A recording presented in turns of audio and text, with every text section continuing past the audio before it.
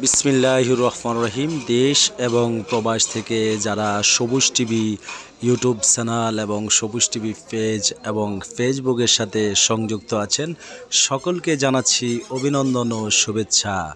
দর্শক, আজকে নিজের ব্যক্তিগত কিছু কাজে আসলে আমি লেগে গিয়েছি। যেমনটি দেখছেন, এই গাছটা তুফানের সাথে পড়ে গিয়েছিল, কিন্তু এখন শুকিয়ে গিয়েছে। তাই নিজের কর্ম নিজেই করছি, কারণ আমার সাথে রেখেছি আমার ভাগিনাকে। দেখতে পাচ্ছেন আমি কর্ম করছি। আসলে কর্মের কাছে কোনো শরম নাই। আপনারও যদি এরকম বাড়িতে কোনো জমানো কাজ থাকে, আপনি অবশ্যই নিজের কাজটা নিজে করলে যতটুকু মজা এবং আনন্দ পাবেন, কিন্তু অন্য লোক দিয়ে করালে সেই মজা এবং আনন্দ থেকে আপনি বঞ্চিত হয়ে যাবেন।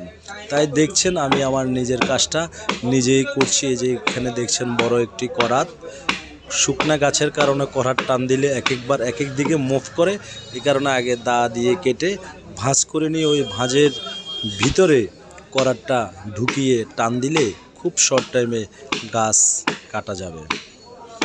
এটা হচ্ছে আমার মাছের প্রজেক্ট, যেমনটি আপনারা দেখছেন। এখন এই প্রজেক্টের ভিতরে বসেই আমি আর রাকিব মামা দুজনে মিলেই আমরা কাজ করছি। যেমনটি দেখছেন করাত বসাচ্ছি। এখন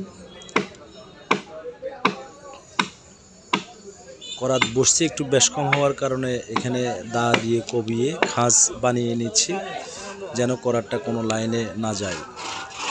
এখন আমরা টানছি করাত। এই যে করাত সুন্দরভাবে হাঁটছেন, আপনারা দেখতে পাচ্ছেন করাত খুব সুন্দরভাবে চলছে। আর কর্ম করছি, নিজের কাছে খুব ভালো লাগছে। জানি না আপনাদের কাছে কেমন লাগছে।